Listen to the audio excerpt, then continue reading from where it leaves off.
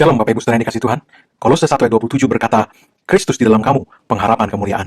Kristus di dalam kamu. Yesus diam di dalam hati kita, orang percaya yang menyembah Dia. Kekristenan adalah kehadiran dari pribadi, hati, dan natur dari Yesus Kristus sendiri, termanifestasikan, diekspresikan di dalam dan melalui mereka yang percaya kepadanya.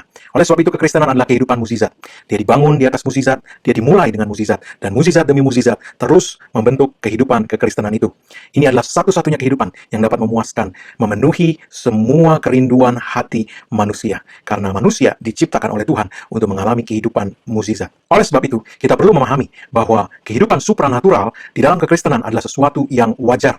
Ketika Yesus memulai pelayanannya, pelayanan Yesus adalah pelayanan mukjizat.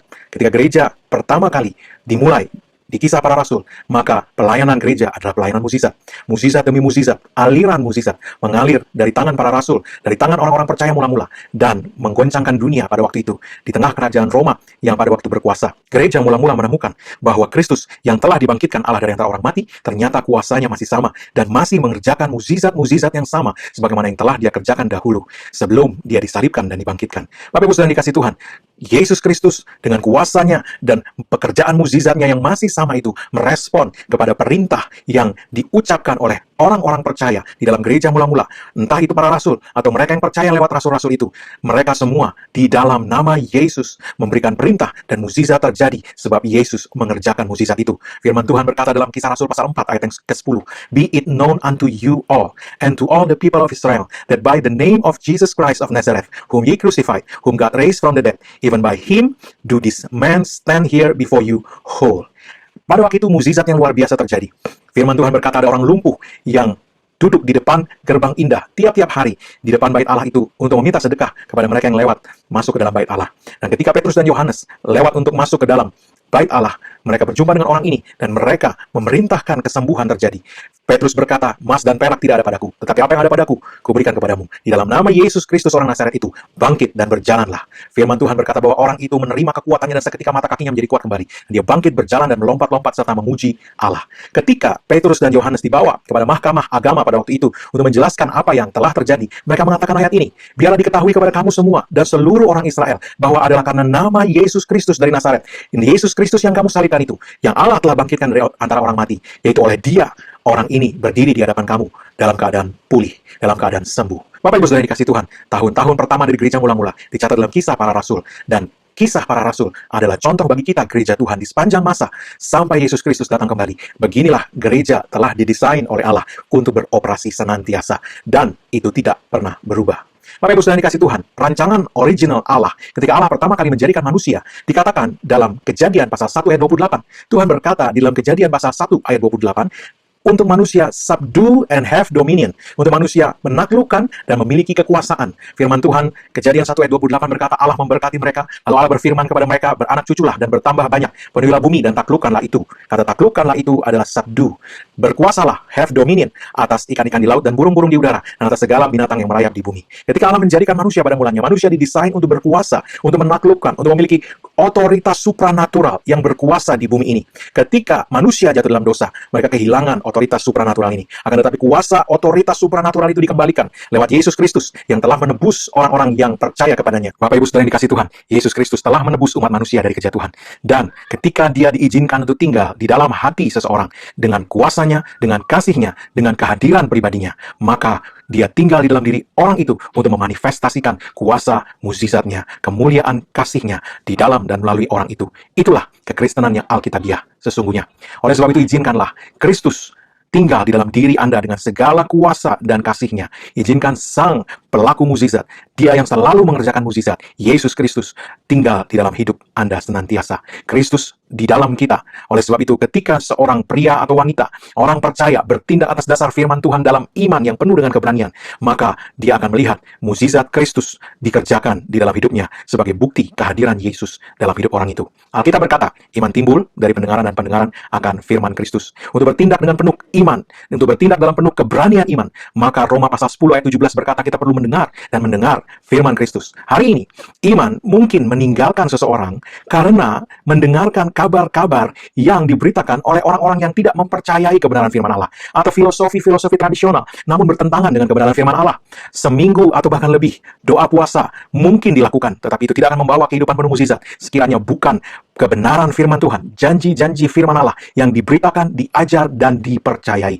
Sebab iman timbul dari pendengaran, dan pendengaran akan firman Kristus. Roma 10 ayat 17 tadi. Bukan lewat mendengarkan pengajaran-pengajaran filosofi dan lain-lain, atau kepercayaan-kepercayaan tradisional.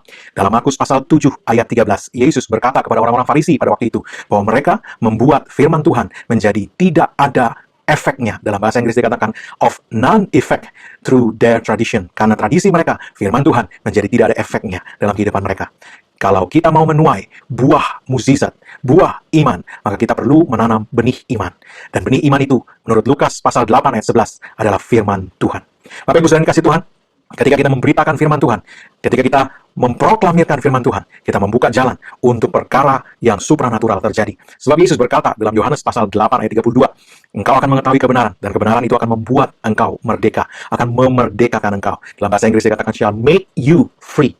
The truth shall make you free. Kebenaran firman Tuhan akan membuka jalan untuk mukjizat terjadi dalam hidup Anda. The truth shall make you free. Di dalam Mazmur pasal 107 ayat 20 dikatakan bahwa Allah mengirimkan firman-Nya dan menyembuhkan mereka. Kepada siapa firman Tuhan itu disampaikan? Dalam terjemahan bahasa Inggris versi Young's Translation dikatakan dia mengirimkan firman-Nya and heals them, dalam bentuk present tense, bahwa dia melakukan itu pada saat firman Tuhan diberitakan. Dikatakan di dalam Amsal pasal 4 bahwa firman Tuhan, janji-janjinya adalah kehidupan bagi mereka yang mendapatkannya dan kesehatan bagi seluruh tubuh mereka.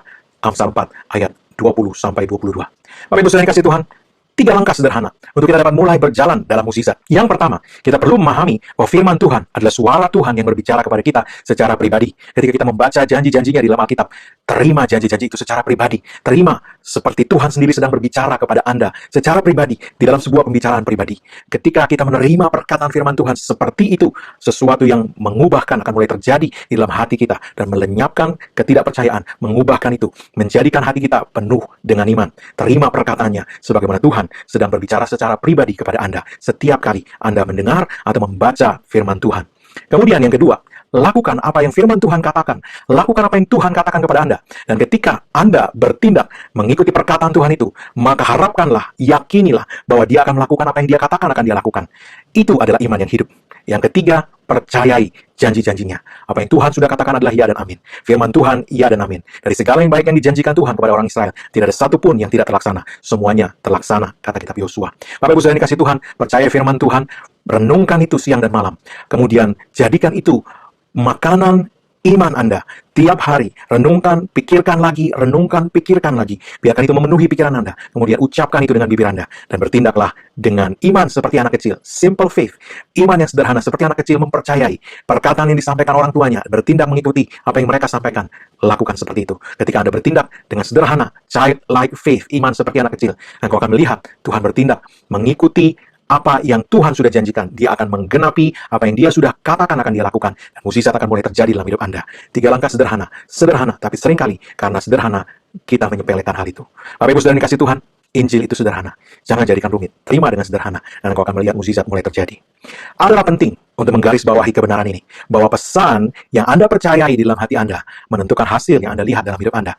Sedikit orang percaya dapat mengutip ayat-ayat yang khusus berbicara tentang kesembuhan atau tentang mukjizat. Ketika kita menghadapi situasi-situasi sulit, kita perlu memiliki firman Tuhan tersimpan di dalam hati kita. Sayangnya, seringkali kebenaran firman Tuhan, janji-janji kesembuhan, janji-janji mukjizat Tuhan, itu jarang diberitakan. Sebaliknya, lebih banyak kebenaran moral yang kita dengar dalam pemberitaan-pemberitaan firman Tuhan. Padahal kita perlu janji-janji Tuhan menyangkut kesembuhan, menyangkut kesehatan ilahi, menyangkut mukjizat-mukjizat yang Tuhan sudah sediakan untuk menjadi dasar iman yang ada di dalam hati kita.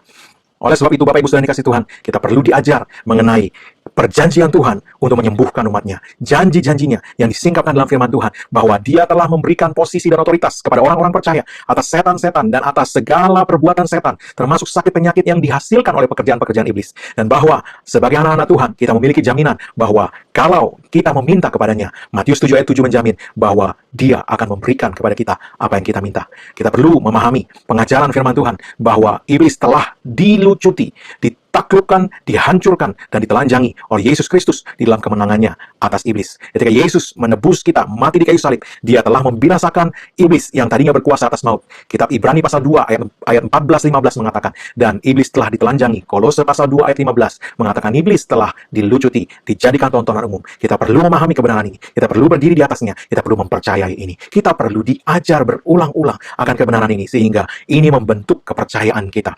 Kita perlu diajar sehingga kita memahami, mempercayai, dan sungguh memegang kebenaran bahwa Kristus telah menebus kita, termasuk sakit penyakit kita. Kesakitan kita telah dipikul oleh Yesus. Oleh sebab itu adalah hak legal kita untuk mengalami kesehatan ilahi dan kehidupan yang penuh dengan kelimpahan. Kita perlu diajar bahwa Yesus Kristus telah menyediakan semuanya itu bagi kita. Pesan yang tepat akan menghasilkan hasil yang tepat.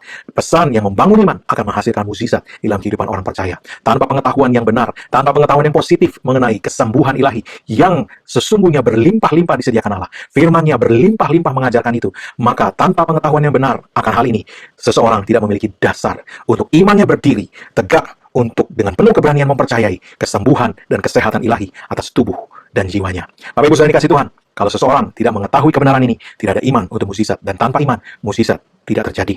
Oleh sebab itu adalah sangat penting untuk pengajaran yang benar diulangi dan diulangi, diajarkan lagi dan diajarkan lagi, sehingga menjadi dasar kepercayaan untuk seseorang berdiri dengan iman yang penuh dengan keberanian atas hak yang telah disediakan Allah bagi dia, atas bagian warisan yang telah dibayar lunas oleh Yesus Kristus baginya di kayu salib.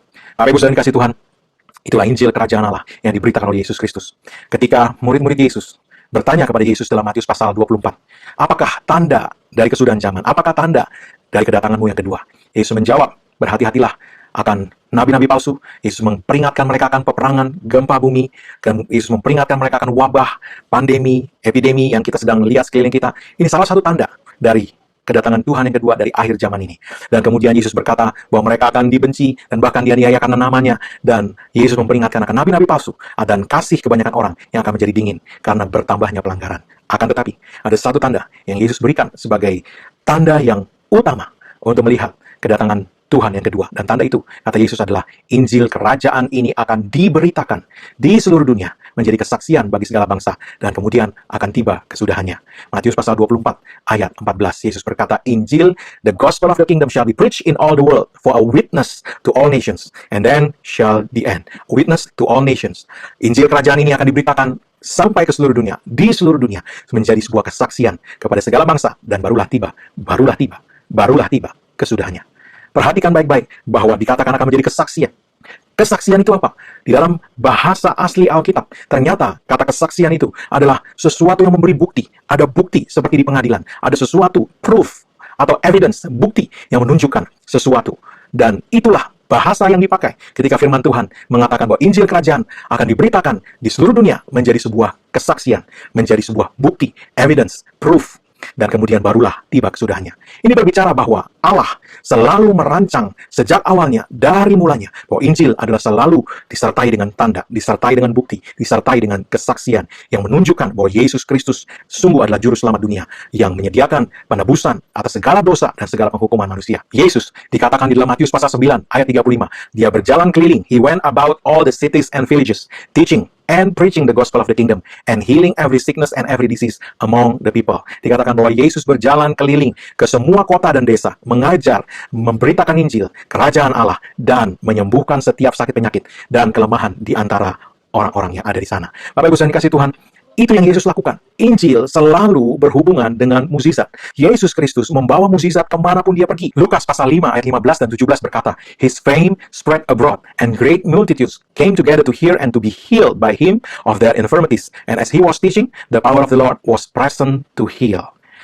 Dikatakan bahwa berita tentang Yesus tersebar kemana-mana, dan banyak orang, great multitudes, banyak orang datang untuk mendengar dan untuk disembuhkan oleh dia dari segala kelemahan mereka. Dan dikatakan di ayat 17, and as he was teaching, dan pada saat dia sedang mengajar, the power of the Lord was present to heal. Kuasa Allah hadir untuk menyembuhkan.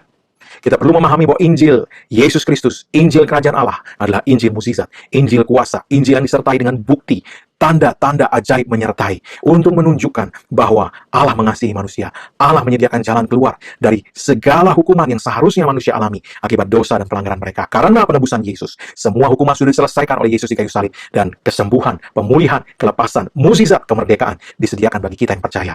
Injil Kerajaan Allah adalah Injil mukjizat. Yesus sendiri menjawab keraguan Yohanes Pembaptis ketika Yohanes Pembaptis mengirimkan murid-muridnya untuk melihat pelayanan Yesus dan mengamati dan bertanya memastikan apakah sungguh Yesus adalah Sang Mesias yang dinantikan oleh orang-orang pada waktu itu. Dan Yesus mengirimkan murid-murid Yohanes kembali kepada Yohanes dengan jawaban, "Go and show John the things that you hear and see. The blind receive their sight, and the lame walk. The lepers are cleansed, and the deaf hear. The dead are raised up, and the poor have the gospel preached to them." Matius pasal 11 ayat 4 dan 5. Yesus menjawab, "Pergi dan tunjukkan kepada Yohanes hal-hal yang kamu lihat dan kamu dengar. Yang buta melihat, yang lumpuh berjalan, yang kusta ditahirkan, yang tuli mendengar, yang mati dibangkitkan, dan kepada orang-orang miskin Injil diberitakan."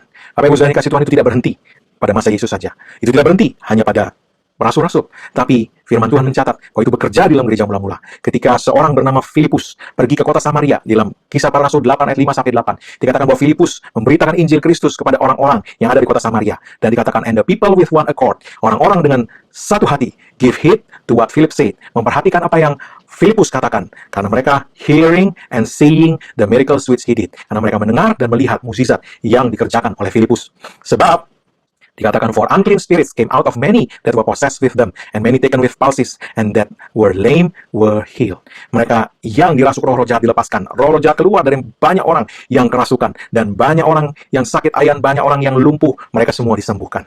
Bapak Ibu saudara dikasih Tuhan, saya mau menutup ini dengan mengatakan, dalam Ibrani pasal 13 ayat 8, Yesus Kristus tetap sama, dahulu, sekarang, dan sampai selama-lamanya. Jesus Christ is the same, yesterday, and today, and forever. Ibrani pasal 13 ayat 8. Simpan iman yang sederhana ini di dalam hati Anda. Jesus Christ is the same. Yesus Kristus masih sama, dulu, sekarang, sampai selama-lamanya. Gereja yang mula-mula, gereja yang pertama dahulu, menemukan rahasia besar ini, bahwa Yesus yang telah mati dan dibangkitkan kembali, ternyata kuasanya masih sama, masih mengerjakan mukjizat-mukjizat yang sama. Ketika perintah diberikan oleh orang-orang yang percaya di dalam nama Yesus, Yesus yang sama mengerjakan mukjizat bagi mereka. Yesus yang sama mengerjakan keajaiban bagi mereka. Sebab Yesus Kristus masih sama, tetap sama, dahulu, sekarang, dan sampai selama-lamanya. Kita telah mendengar, kita telah diberitahukan bahwa banyak orang datang kepada Yesus karena hal yang sederhana. Mereka datang untuk menerima pertolongan. Dan saya mau katakan, semua yang datang kepada Yesus menerima pertolongan mereka. Oleh sebab itu hari ini saya mau berkata kepada setiap kita, sebagaimana mereka dahulu percaya kepada Dia, hari ini percayalah kepada Yesus. Sebagaimana mereka dahulu datang kepada Yesus, datanglah kepada Dia. Percayai Dia sebagaimana mereka dahulu mempercayai Dia. Panggil namanya sebagaimana mereka dahulu berseru, "Yesus anak Daud, kasihani kami." Dan mereka beroleh belas kasihan. Yesus masih sama, dulu, sekarang, dan sampai selama-lamanya. Ketika Anda datang mempercayai Dia seperti mereka dahulu mempercayai Yesus, Anda pun akan mengalami pertolongan dari Yesus. Bertindak sebagaimana mereka bertindak. Percayai Injil Kerajaan yang diberitakan oleh Yesus, dan engkau akan mengalami hal yang sama yang mereka dahulu terima. Sekali lagi, Yesus tidak pernah berubah. Yesus, Sang Pembuat mukjizat, masih tetap sama sampai selama-lamanya. Amin. Mari angkat kedua tangan kita. Terimalah berkat Tuhan. Apa Yesus Kristus telah kerjakan bagi kita di kayu salib. Karena curahan darahnya, karena penebusannya sempurna, maka sekarang tidak ada lagi penghukuman bagi setiap orang yang ada dalam Kristus Yesus. Engkau telah ditebus harga yang telah dibayar lunas. Oleh sebab itu semua kutuk tidak berlaku lagi dalam hidupmu. Yang ada hanyalah berkat Tuhan tercurah berlimpah-limpah, memberkati engkau dalam segala hal. Berkat Tuhan itu engkau naik terus tidak turun, kau jadi kepala bukan ekor. Apa yang setengah bukti buat Tuhan berhasil. Dengan panjang umur Tuhan mengenyangkan engkau, dan Tuhan memperlihatkan kepadamu keselamatan daripadanya. Umurmu minimal 120 tahun, dan dipenuhi dengan hari-hari yang baik dari Tuhan. Dalam nama Yesus. Amin.